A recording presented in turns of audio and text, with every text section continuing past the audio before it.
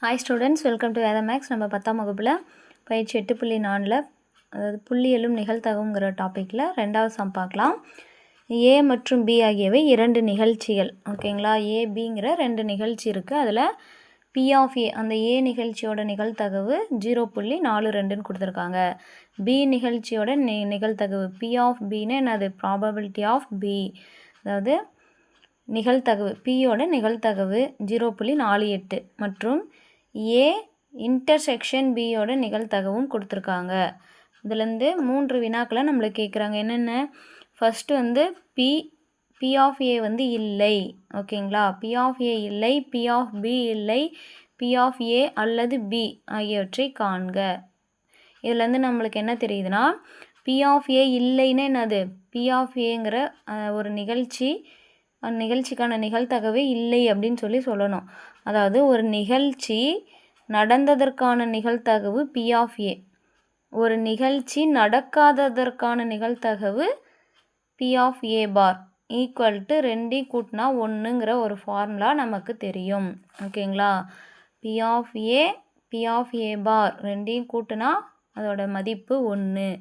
நமக்கு B of ஏ வந்து இல்லைன்னு சொல்லியிருக்காங்க. அப்போ பி ஆஃப் ஏங்கிற நிகழ்ச்சி நடந்தது, இது பி ஆஃப் ஏ பாருங்கிறது நிகழ்ச்சி நடக்கவில்லை, நடக்காததற்கான ஏங்கிற நிகழ்ச்சி நடக்காததற்கான நிகழ்தகவு. இப்போது ஏங்கிற நிகழ்ச்சி நடக்காததற்கான நிகழ்தகவு தான் நம்மளை கேட்குறாங்க. ஓகேங்களா, அப்போ P of A bar equal to 1 minus இந்த ப்ளஸ் பி ஆஃப் ஏன்னு தானே வந்தால் மைனஸ் பி ஆஃப் ஏங்களா. இப்போது இதுதான் வந்து ஒரு நிகழ்ச்சி நடக்காததற்கான நிகழ்தகவுக்கான ஃபார்முலா.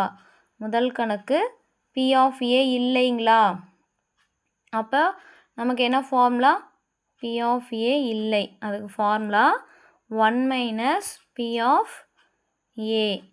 இப்போது 1 மைனஸ் பி ஆஃப் ஏவோட மதிப்பு நமக்கு என்ன கொடுத்துருக்காங்க, 0.42.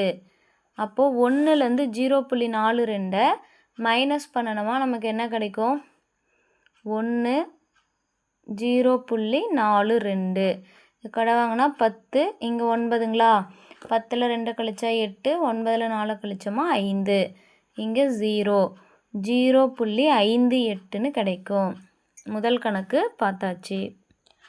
நெக்ஸ்ட்டு ரெண்டாவது பி ஆஃப் பி இல்லை, பி ஆஃப் பி அதாவது பிங்கிற நிகழ்ச்சியும் நடக்கவில்லை.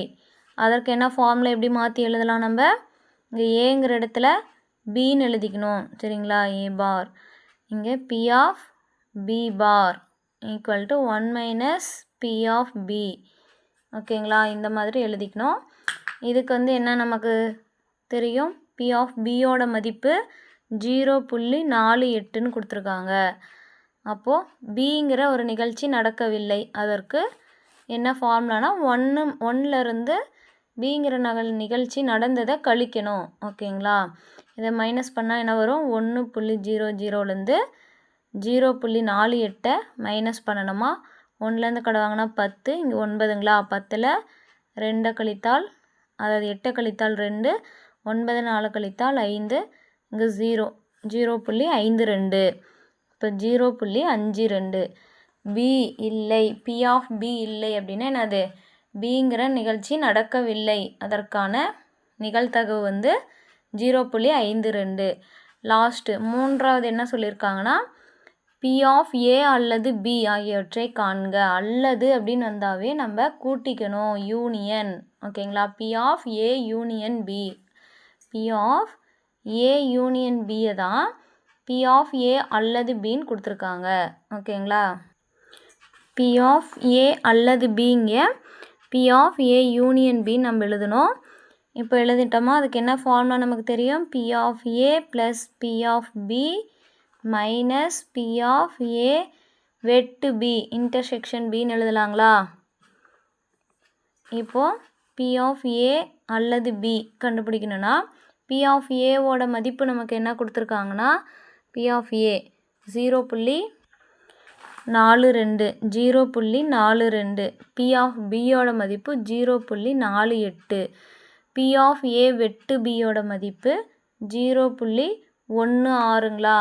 இதெல்லாம் வந்து நமக்கு வினாவிலேயே கொடுத்தாச்சு.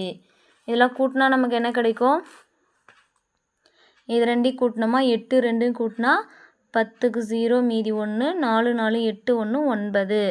அடுத்தது 0 ஓகேங்களா. 0வையும் கூட்டினா 0வே தான் 0.90 மைனஸ் 0.16ங்களா. இப்போது 0.90லேருந்து 0.16 மைனஸ் பண்ணோமா நமக்கு என்ன வரும்?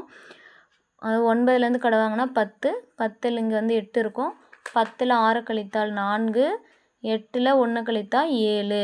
அப்போ 0ல் 0 கழிச்சா 0வே தான்.